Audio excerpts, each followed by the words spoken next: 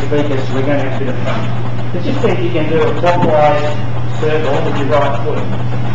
Just get a really nice round clockwise circle going with your right foot there. And then just draw a 6 for me in the air, if you will, please. Keep that right foot going in a circle. Clockwise would be very good, thank you. And just draw me a couple of 6s. What's going on? It is connected, I tell you. When you're very healthy human beings, your brains and your bodies are wired hard together. That's great. You're going to do the wiggly ears? Yeah, well, that comes. I'm still working on that one. Okay, where's our little pointer? Keep going, yeah. I was waiting for you to take the photo. So, one of the really, really nice things about the mining industry, and I mean that, I've worked in a few, is that I just pinch myself sometimes, and I in the last 36 hours I've had 3 experiences of this, of safety being taken seriously, and it not being seen as something on the periphery, but the safety guy does, and it's lip service, it's a pain in the bum, and just want me to get on with it, but really not have any involvement in the business. So I've been surprised 3 times in the last 36 hours by other people who have other jobs in the mining industry standing up and showing leadership and really good knowledge and practice in safety. Damien Bullsborough, who I haven't spoken to, I think, for 8 months. Where are you? Somewhere here. You'd swear you and me have been working on our presentations together. There was a little bit, and you'll see when I get to the end of mine that it's like the beginning of yours. And we haven't spoken safety for 8 months. Yeah. So it's, I'm just giving you a bit of a warning there, so we'll finish on a point that is like it's orchestrated, but it's not. My approach to it is where the mind and the body and work comes together. I think 7th of March I was lucky enough to start working with Castlemaine Gold at Ballarat here, and I cover the Ballarat and Shooting site. And interestingly, and I do know a little bit of the Fosterville story because I came in and did a bit of work for Damien when the contractor was going out around that time. And at Castlemaine, we're working very hard on making the principal and the contractor safety work together. So some of the things that Damien talked about we're vitally interested in and putting in some real hard work on. So the psychological aspects of safety are very important to us. Just wanted to mention a couple of things. Minds and bodies, cells turn over, they're trying to split minds and bodies, and then trying to split human beings from work, if we're working on this safety stuff, are a waste of time. As I tried to demonstrate to you before, and do it again, just do it again. Do that circle with your foot again. Try with your left foot, if you like, and then just do the 6 in the air. Definitely connected. One of the other things that's interesting about us is our body tissues turn over all the time, they change. Yeah? Physically we change, that's why people go to the gym, that's why we eat food. Yeah? We're really connected, our cell tissues turn over pretty often. And you've probably heard a bit of talk these days, or you might have in the media or on TV documentaries about neuroplasticity, about the way our minds can change, about how the connections in our brain change by what we do. Yeah? If you've got rallies, and we've probably all got them who've had strokes, the rehab after strokes is all based on that. I'm still trying to figure out what's new about neuroplasticity. There's a lot more talk about it, but it's basically when people are having mental rehab versus physical rehab, it's exactly what's going on. It's finding new pathways and connections. It's like learning. It's like learning how to be a leader. Yeah? So, bodies and minds are connected. Both need movement and change. They need it to be healthy. If you sit long enough, you die from bed sores. If you don't use your brain enough, it just stops working. And that's what psychology is about. Now, I had a bit of a think about how to approach tonight, and I thought there's a way of thinking about this as saying there's all the safety stuff, and the other speakers have touched on really good examples, and paraphernalia is a word like paperwork. I'm trying to find a better word than paperwork. Yeah? It's all those other things we do. It's not a derogatory term, neither is paperwork, though we use it that way. And psychology. Psychology explores perception. Psychology isn't about being a nut, right? Part of my undergraduate training is in psychology.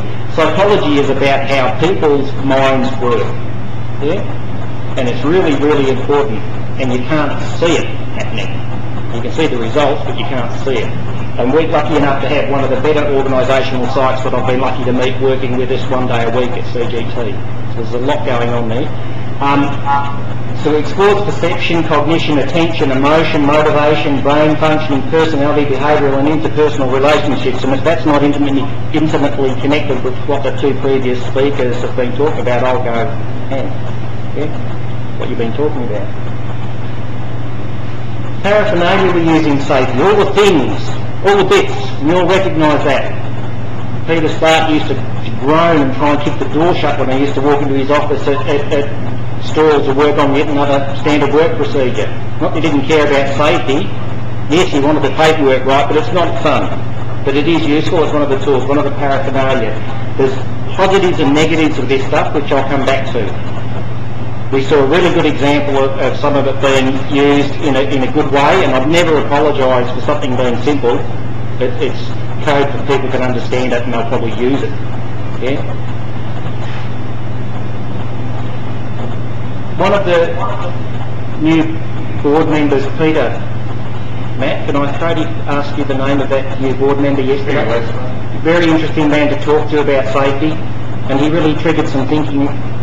And he was talking about safety in mining in Russia, and the conversation was a very brief one, but starting to talk about safety systems, even starting to talk about company safety, is about 2 steps further along the decision path. There's other things come first, right? And yes, I am a little bit eclectic. I'm around covering different things, but I do think in terms of fundamentals, and if you're talking about safety psychology, it comes right back to ethics, beliefs and values. Yeah? You're building castles in the air if you don't. As good psychologists will tell you, what people will say might be different from what they believe, and you often only find those things out in a crisis. Yeah? And I work in safety, and yes, I do believe in safety systems, and I do believe in the paraphernalia, but don't let it kid you. Yeah? Make sure it's lined up with reality, and those conversations that this wasn't orchestrated, but that stuff about getting to know people in conversations and what do they really like, what do they do on the weekend, that stuff is when you're burrowing into this. Who are you really dealing with? What's really going on between people's ears? What is that supervisor thinking when he's having that conversation with someone? Someone mentioned the word blame before. What's going on there? Who's blaming who for what? Is the boss blaming the workers, or the workers blaming the boss, or what's going on there? What are they really believing? It's not just airy-fairy stuff, this. It really drives what happens with safety and it's usually after the event when things have gone bang, not in a mining boom, but the other sort of mining boom that we don't want. When there's a catastrophe, you find out, the system failed. We had the safety system in place, which is a damn important thing that we needed in place, but something else went wrong. Safety motivators. Wanted to flick a few things in front of you. I'm going to move through this at a pretty reasonable pace because I'm the third of 3 speakers, and attention spans are, I think, about 20 minutes, aren't they? Generally? And you're doing really well because no one's fallen off their chair yet, but if you look like it, we'll use the left foot, right foot, one, do it together. Okay? See how you go with 2 6. Safety motivators, really simple stuff. Who gets hurt, how often, how bad. And the who matters, the who really matters. As I was reminded last week, we're really sensitive when the death's a death. Well, is it? If they're 80-something and you haven't seen them for a while and they're in a nursing home, has a very different front of the Herald Sun impact than it does if it's a 3-year-old who dies tragically. Yeah? Unless you happen to be living in Papua New Guinea, where I used to live, where 80% of the kids died before they were 2, and no one cried about it ever. They didn't even name them until they were 3, because culturally they'd readjusted their thinking that they weren't people till they were stopped drinking from mum and walking around and had got through that really rough transition time. Yeah? If you're in a mine in the middle of Russia, Peter yesterday, he's up against it because they've just got a different set of values and ways of going about things. So you can take the same safety system from Australia to Canada, but in a lesser way you're dealing with some different beliefs.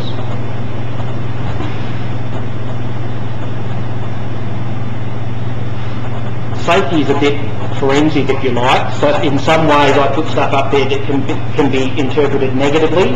I think everybody in this room, by the virtue of being here tonight, actually cares about other human beings and safety. I'm not being nice, I think that's true. Otherwise you wouldn't be out on the Ballarat winter's night. Yeah? But I don't assume that everybody in every organisation I go to shares a passion about other humans' well-being. Yeah? I'm not nicey nice, most of us do. But what are the motivators for safety in organisations and societies and people? Well, if you're in management, you're really at the lower end of the risk rank for getting hurt at work. Yeah, paper cuts, sore back from sitting too long, going blind from staring at computers and getting stressed from everybody yelling at you and blaming you for stuff, and 400 competing deadlines. But you're probably at pretty relatively higher risk of legal consequence than somebody who's on the shovel. Yeah? So let's just run through some basics. At the other end, I know it's an old photograph, higher risk of hurt, lower risk of legal consequence. No matter what the Act says, the outcomes are likely to be less. That's the experience we see in this country. Does that sort of make sense? So you're talking about motivation here. What safety visibles, I call them: the law, the money, engineering, knowledge management, whatever. Things we know about, knowledge we have, safety systems we've got in Australia, standard work procedures, ways of fixing things, the way we contain it. There's a lot of people you know about safety. They're visible things. Don't need to spell about in this room.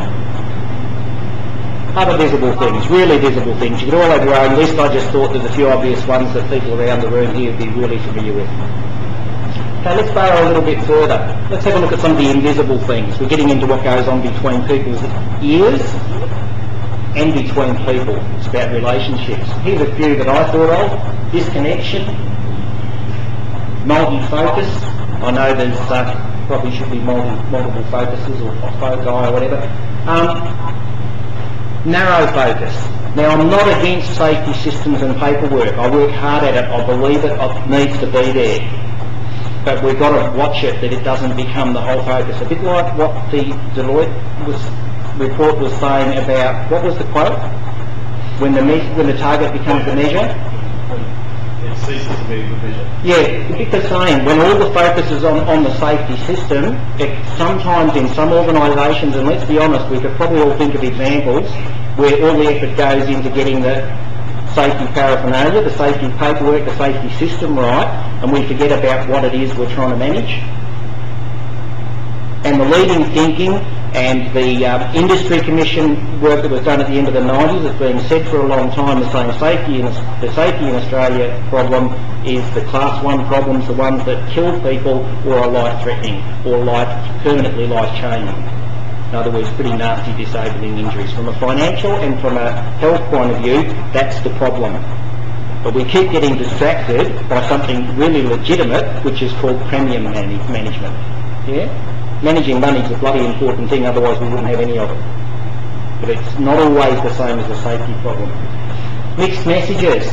We did a really, really good survey recently just to try and really draw this stuff out from our organisation and to try and find out the differences between older, younger people, supervisors, different bits of the organisation, to try and find out. One of the things I really learned from it is that lots of people get different messages in different ways.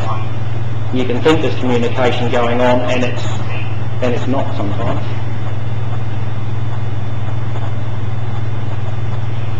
Just want to throw to something outside for a moment of the mining industry, because I was looking for a few photos to put up here, and it reminded me once again of how the truth of it is how well mining does this, and it needs to do it well because it's a bloody dangerous industry. When I worked in the thoroughbred horse racing industry, which is a fascinating industry, I thought I'd worked in a zoo in the shearing game, but it was nothing compared with thoroughbred horse racing. Billions and billions and billions of dollars sloshing around it, but not in it. It takes a while to get your head around. It's like a pony club in the middle of the casino with a fashion parade going on the side. It's all happening close to each other, and none of it has anything to do with each other. So you have these passionate people with no money at all making horses go really fast and falling off them and mangling themselves. You have people having huge parties and spending untold amount of dollars on their hats. And then what really makes it all